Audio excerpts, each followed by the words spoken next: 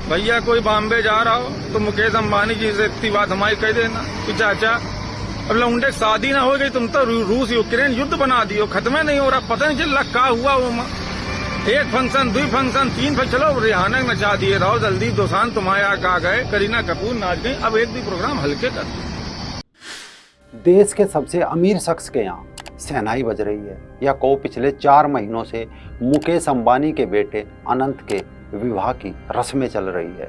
Media में इस शादी का मानो लाइव प्रसारण हो। मुकेश अंबानी के सभी न्यूज़ चैनल जिसमें network 18 group, first post, CNN और न्यूज़ 18 इंडिया शामिल है।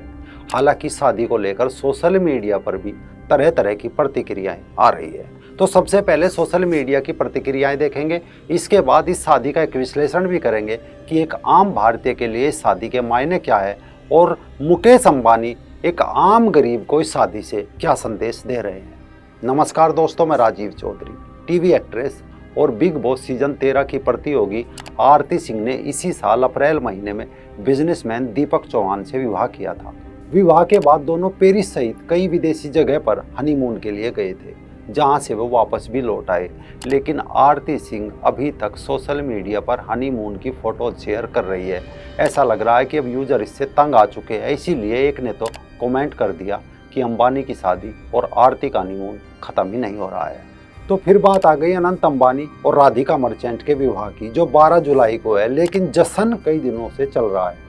इस साल मार्च महीने में गुजरात के जामनगर में प्री वेडिंग, फिर दूसरा प्री वेडिंग सेलिब्रेशन, क्रूज पर 2 दिन तक पार्टी चली। इसके बाद मामेरू रस्म, संगीत सेरेमनी, ग्रह पूजा से लेकर तमाम रीति रिवाज की तस्वीरें छाई रही।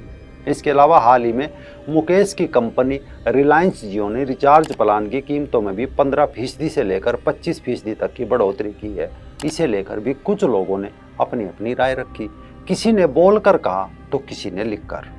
दुनिया तो जान ही गई तुम्हारे पास बहुत पैसा है, खाम का हम लोगों का रिचार्ज अलग बढ़ा दिया। ऐसा लग रहा हमारे रिचार्ज से शादी हुई रही, रिहाना हमारे रिचार्ज से नाच रही रहा। हम तो सोचा कि शादी में तुम जो है हमारे खुशी का कहो ऐसा ऑफर कर दो कि कीपैड वाले फोन में जियो 5G चलन लगे, लेकिन तुम उल्टा रिचार्ज महंगा कर। एक ने लिखा सोने और चांदी के कार्ड छपवाया, लेकिन मोबाइल रिचार्ज महंगा करके। बहुत ही कम लोगों ने इसका विरोध किया। गेहूं 1 रुपया महंगा होने पर मीडिया रोने लग जाता है, शर्म शर्म शर्म।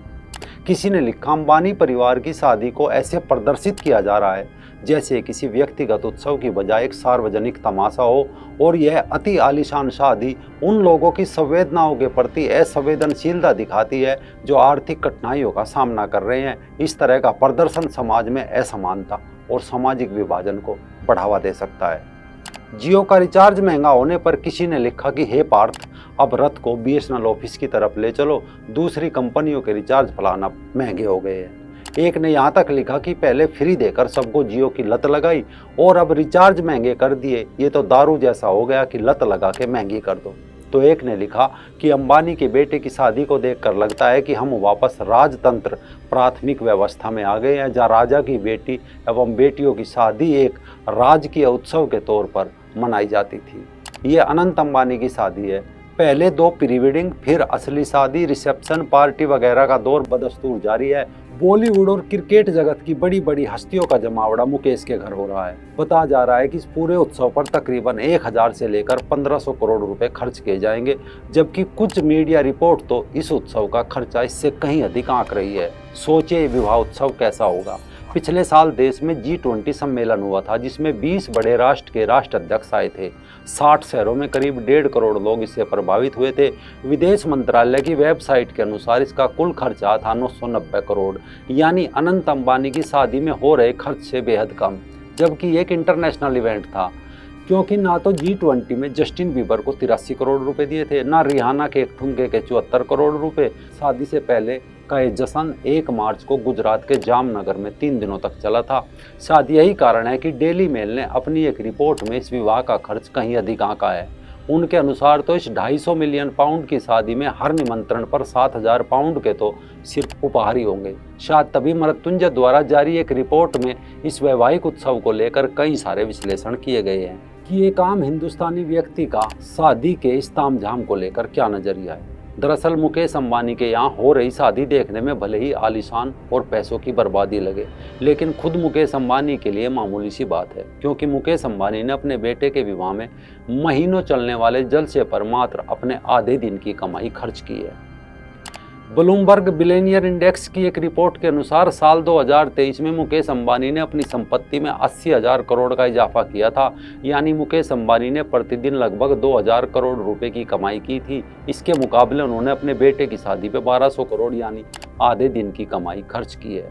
दूसरी ओर confederation of the all India traders की एक रिपोर्ट बताती है कि एक आम भारतीय अपनी शादी पर औसतन 12 लाख रुपए खर्च करता है, जबकि भारतीयों की प्रति व्यक्ति आय 1,72,000 रुपये है। यानी एक आम भारतीय शादी पर अपने 7 साल की कमाई खर्च कर देता है। इस रिपोर्ट में ये भी बताया गया कि भारत में विवाह पर शिक्षा के मुकाबले 2 गुना खर्च किया जाता है, जबकि अमेरिका जैसे देशों में खर्च शिक्षा की तुलना में आधे से भी कम किया जाता है।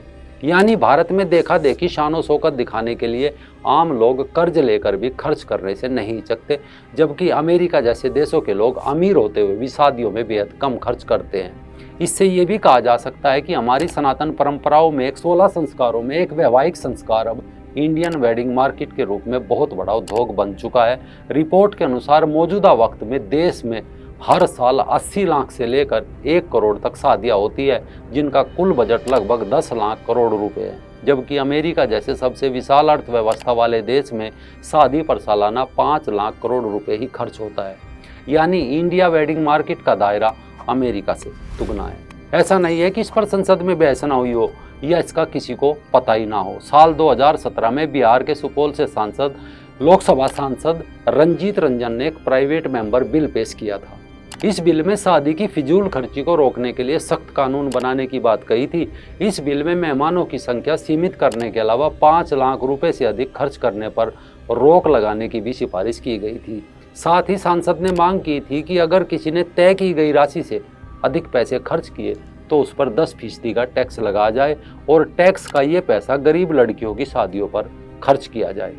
हालांकि ये बिल संसद में पास नहीं हो सका और शादियों में फिजूल खर्ची बदस्तूर जारी है। अगर ये बिल लागू हो जाता तो हर शादी का पंजीकरण 60 दिनों के अंदर करना अनिवार्य होता।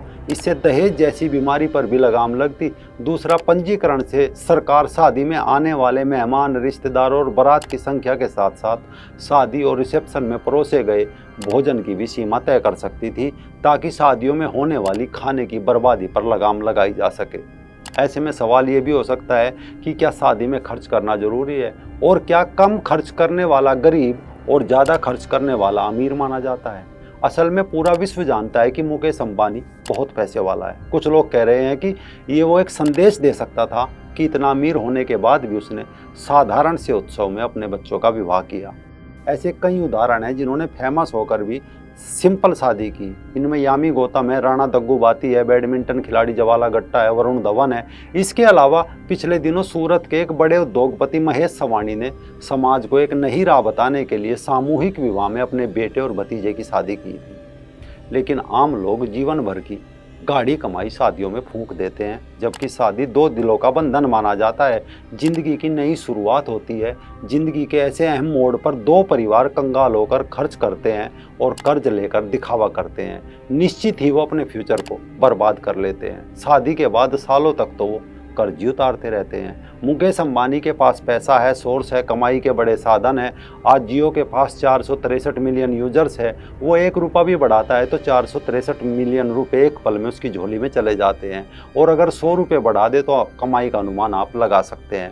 जबकि एक आम भारतीय के पास कमाई के सीमित साधन होते हैं। शायद इन्हीं बातों को समझते हुए अपने यहाँ शादी की पवित्र बंधन को धार्मिक कार्यक्रम का रूप दिया गया है। लेकिन मौजूदा वक्त में शादी का ये पहलू ग्रैंड पार्टी, शानो शौकत, दिखावे में तब्दील होता जा रहा है। कमेंट बॉक्स में अपनी राय जरूर दीजिए। जय हिंद।